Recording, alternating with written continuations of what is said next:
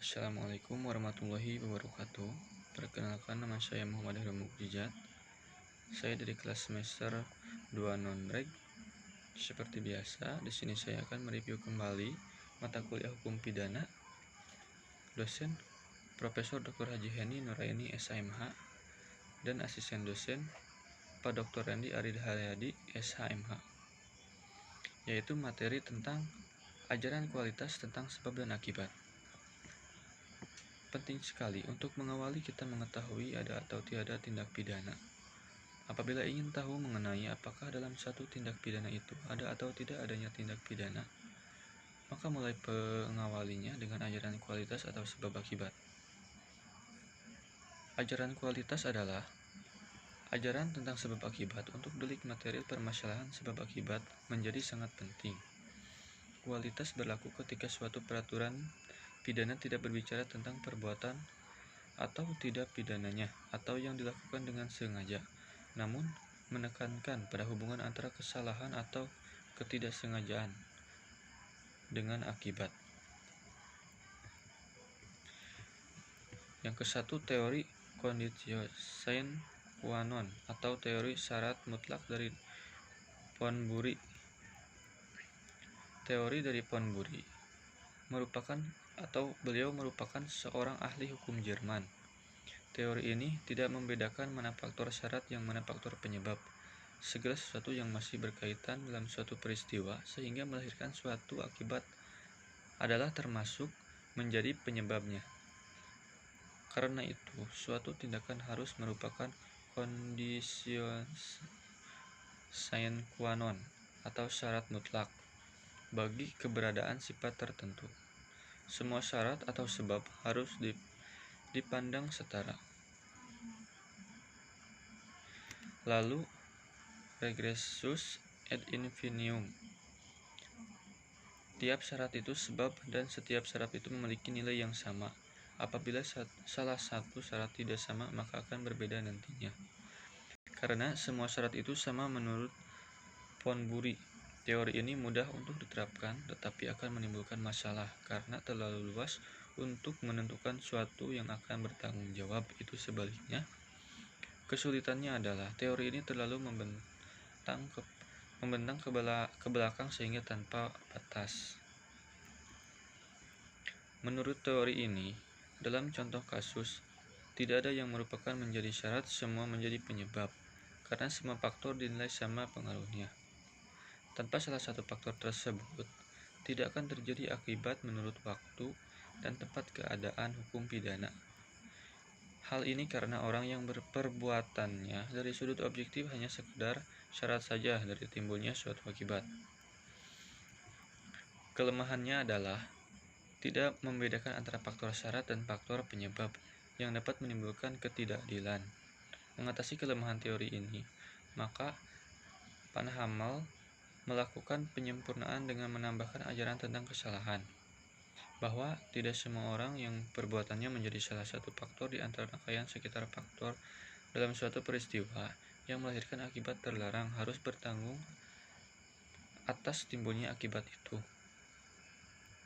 Contohnya yaitu suatu ketika ibu meminta kepada Pak Dadang minta untuk memfotokopikan bahan kuliah. Kita anggap kuliah tatap muka.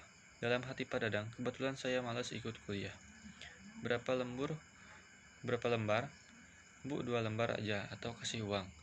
Di kampus itu banyak tempat fotokopi. Karena Pak Dadang punya niat keluar, jadi pergilah keluar dari area kampus. Padahal di kampus ada tukang fotokopi. Karena niatannya Pak Dadang pengen jalan-jalan, cari udara. Di seberang fotokopi itu ada bank BTPN.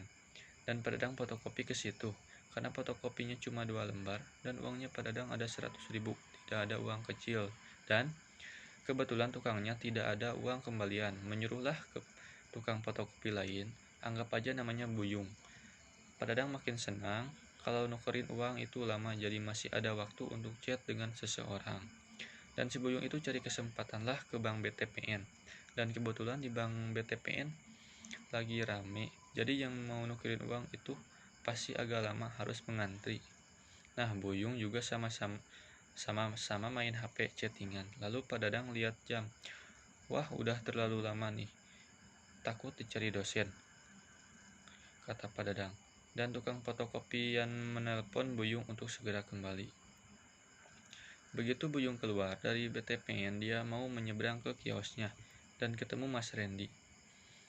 Situasinya Mas Rendy sedang dalam panggilan telepon dari sang istrinya karena anaknya menangis ingin ayahnya cepat pulang. Saat Buyung menyeberang jalan, tiba-tiba dari arah lain melaju kencang motor yang dikendarai Mas Rendy dan menyenggol tubuh si Buyung. Terkepalah si Buyung di tengah jalan dan fotokopian, lalu ramai-ramailah si abang, Mas Rendy dan orang sekitar membawa si Buyung ke rumah sakit. Pas setibanya di rumah sakit, si abang, Mas Rendy dan yang lainnya yang menolong si Buyung meminta kepada perawat supaya cepat ditangani. Si perawat gugup malah salah memberikan suntikan, bukannya infusan, tapi cairan kimia yang akhirnya menyebabkan si Buyung meninggal dunia. Dicontoh kasus teori kondisi sine qua non atau teori Badigung, yaitu dituntut pertanggungjawaban pidana adalah seluruh pihak, yaitu mulai dari pihak sekolah, yaitu kepala sekolah, guru yang menyuruh fotokopi, si abang, tukang fotokopian, Pak Dadang perawat rumah sakit, dan yang lain yang juga terlibat dalam insiden kematian si Buyung tersebut. Teori syarat itu semuanya ikut bertanggung jawab karena teori ini terlalu membentang ke belakang, jelas perawat rumah sakit lalai dan juga tukang bakso kasih cuka sambal ke situ karena semuanya terlibat dan memintai pertanggungjawaban menurut teori Panburi. Karena semua syarat adalah sebab. Apabila salah satu syarat tidak terpenuhi, maka akibatnya akan lain. Pertama, kalau ibu dosen tidak menyuruh Pak Dadang, mungkin si Buyung tertabrak. Yang kedua, kalau BTPN tidak ada di seberang fotokopian, maka Buyung tidak akan menyeberang dan tertabrak. Lalu, kalau anaknya Mas Rendy tidak menangis, maka istrinya tidak akan menelpon. Kalau Mas Rendy tidak menabrak Buyung, maka Buyung tidak akan ke rumah sakit. Lalu, kalau perawat tidak gugup, tidak mungkin si Buyung diberikan suntikan cairan kimia yang membuat si Buyung meninggal.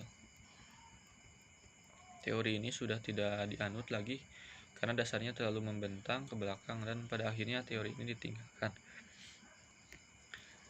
Alasan kenapa kita diajarkan teori ini padahal sudah ditinggalkan atau tidak digunakan lagi karena ini merupakan teori ilmu umum di mana kita didoktrin perkembangan teori hukum meskipun teori tersebut sudah tidak dipakai ataupun masih dipakai, kita tetap harus tahu.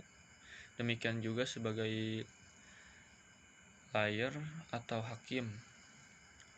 Teori ini hanya sebatas ilmu pengetahuan. Yang kedua, teori individualisasi atau pengujian causa proxima. Sebab adalah syarat yang paling dekat, tidak dapat dilepaskan dari akibat. Teori ini mengadakan batas antara syarat dengan sebab. Batasnya adalah secara penafsiran dan secara individu mengambil dasar pertimbangan sesudah kejadian atau post factum atau into creto menentukan akibat dan sekian sebab itu harus dilihat rangkaiannya sendiri. Ada dua pendapat mengenai teori ini. Yang pertama adalah Heckmeyer dan kedua adalah Bindings. Satu, menurut Heckmeyer, syarat paling kuat dari satu akibat adalah itu yang menentukan menjadi syarat dari satu kejadian itu adalah syarat yang paling kuat. Tetapi kesulitan Heckmeyer tidak menentukan apa yang kamu paling kuat itu. Lalu yang kedua, mengatakan yang jadi sebab itu faktor paling menahan atau negatif atau faktor yang lebih unggul daripada positif, tapi sama tidak memberikan batasan yang konkret atau tidak jelas. Yang akan menentukan ini semua adalah hakim. Di sini ada sebuah contoh kasus. Musim hujan. Katakan misalnya Ibu Siti di rumah punya asisten, Simba ini kepo, rese banget disuruh pulang, tapi gak mau karena betah karena mbaknya kepo terhadap majikan. Bu Siti pun marah, menginginkan mbak cepat pergi. Lalu Bu Siti menemukan ide, mbak dibikinin ibu teh manis, dan ternyata tidak ada gulanya. Dan Bu Siti menyuruh Simbanya ke warung untuk membeli gula. Akan tetapi Simba menolak karena takut, dan Bu Siti memaksa Simba karena tetap ingin itu manis. Akhirnya Simba ke warung. Bu Siti dalam hatinya berharap Simba kesambar petir, dan kebetulan doa Bu Siti ini dikabulkan sama Allah. Nah, mati Simbanya itu gak cukup dengan kata innalillahi saja, tapi mati Simba itu harus dipertanyakan kenapa Simba itu bisa meninggal. Apakah ada kasus tindak pidananya, dan siapa yang bertanggung jawab? Ibu Siti heran kenapa Simba tidak pulang-pulang. Lalu Bu Siti mencari Simba, dan ternyata saat ditemukan Simba dalam kondisi tergeletak di jalan dan keadaan gosong, artinya lain Simba kesambar petir.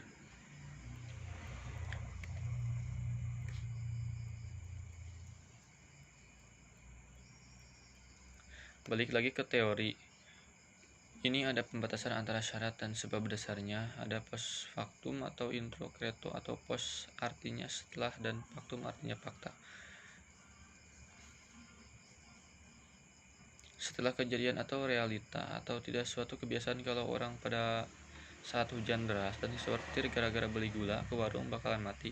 Kalau tidak, berarti tidak ada yang bisa diminta pertanggungjawaban. Pertanyaannya, bagaimana dengan Ibu Siti yang menyuruh? Tentunya akan dihujat oleh masyarakat karena tidak berkeprimanusiaan alias majikan yang kejam. Kenapa? Karena sudah tahu waktu itu kondisinya hujan deras, disari petir, tapi Bu Siti bersikukuh menyuruh Simba untuk ke warung beli gula. Jika tidak ada keinginan itu hal seperti ini tidak akan mungkin terjadi. Realita belum tentu kalau doa Ibu Siti terkabul. Ketika Ibu Siti menghujat doa Simba kesambar petir. Jadi, ketika hujan deras dengan tempat tanah yang datar, tidak ada naungan atau di bawah pohon, atau dalam menurut teori fisika, ada teori demikian dalam hukum pidana yang dalam ukurannya adalah post factum, yaitu terkena petir. Iya betul, tapi kan petir bukanlah makhluk hidup.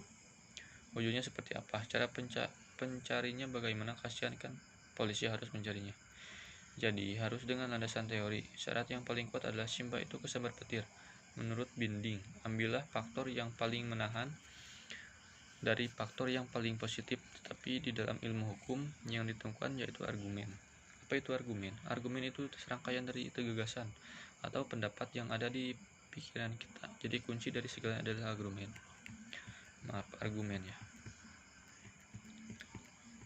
Dalam teori ini, Bu Siti tidak akan dikenal hukum pidana. Paling hukumannya akan dihujat atau dicap oleh masyarakat karena lalai. Di mana Bu Siti memiliki hak karena dia seorang majikan yang mempunyai hak menyuruh pembantunya atau hal yang wajar. Hanya saja tidak memiliki keprimanusiaan.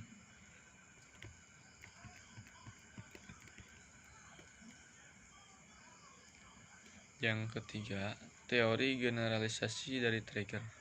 Teori ini hanya mencari satu saja dan sekian banyak sebab yang menimbulkan akibat yang dilarang. Termasuk dalam teori ini adalah teori adekuat dari von Kris, yaitu musabab dari suatu kejadian adalah tindakan yang dalam keadaan normal dapat menimbulkan akibat atau kejadian yang dilarang. Keadaan yang normal dimaksud adalah bila pelaku mengetahui atau seharusnya mengetahui keadaan saat itu yang kemungkinan timbulnya suatu akibat.